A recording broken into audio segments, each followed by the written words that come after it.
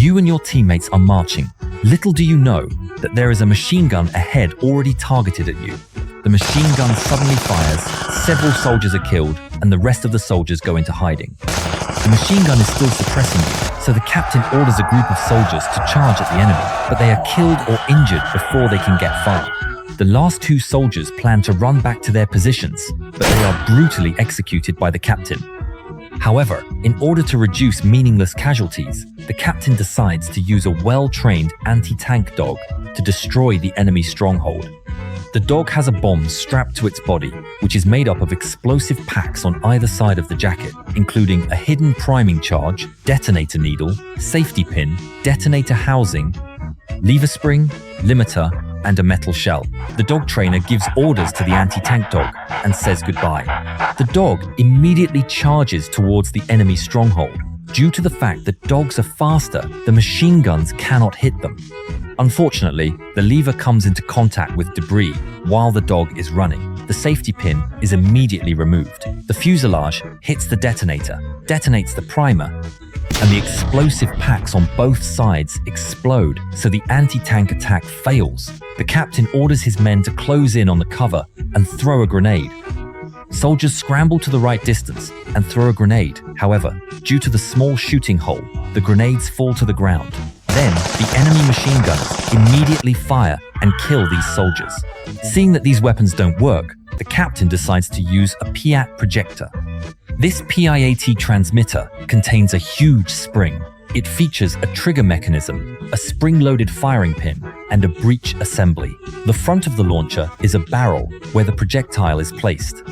Its projectile is a shaped warhead with a long detonator linked to priming charges, and the propellant is located at the end of the tailpipe. When launching, the shooter needs to step on the tip, rest hard to compress the spring. Then, the projectile is placed in the front barrel and the trigger is pulled hard after aiming. The spring pushes the excitation mechanism forward and stops after the front double conduits come into contact with the propellant tube. The firing pin continues to move forward to ignite the propellant, generating high-pressure gunpowder gas to push the projectile forward, while at the same time pushing the mechanism to move backward to set the breech in place. However, due to insufficient accuracy, this explosion doesn't do any effective damage, and when the shooter is ready to fire again, they are killed by enemy machine guns. So, the captain uses a Goliath remote-controlled bomb. The interior of this Goliath has a gasoline engine. The front compartment is filled with TNT explosives. The fuel tank is in the back, and a cable is installed at the tail. The side contains 2 batteries and steering control units. Soldiers operate the Goliath forward.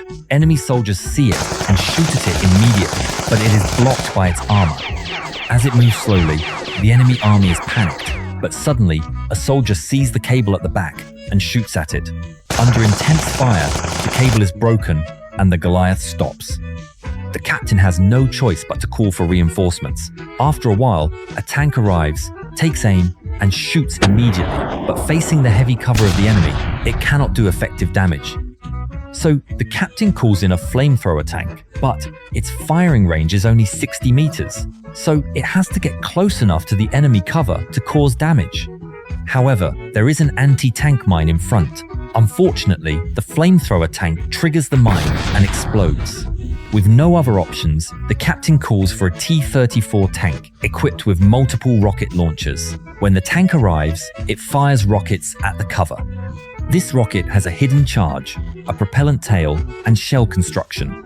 A barrage of rockets causes massive explosions around the enemy cover. However, after the smoke dissipates, the enemy cover remains intact.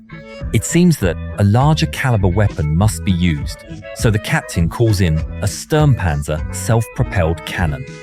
It arrives and takes aim at the enemy cover, but an enemy soldier who has quietly touched the building above lights a Molotov cocktail and throws it at the self-propelled artillery, instantly starting a fire and burning all the crew members.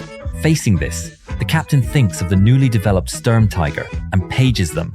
Then a heavy Sturmtiger drives up and takes aim. It is loaded with a concrete-piercing shell. The shell features a large armor-piercing warhead with a rocket-assisted base charge.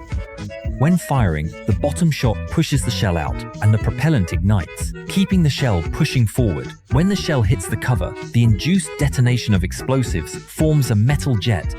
This metallic jet penetrates the cover and kills the enemy inside, and you move on.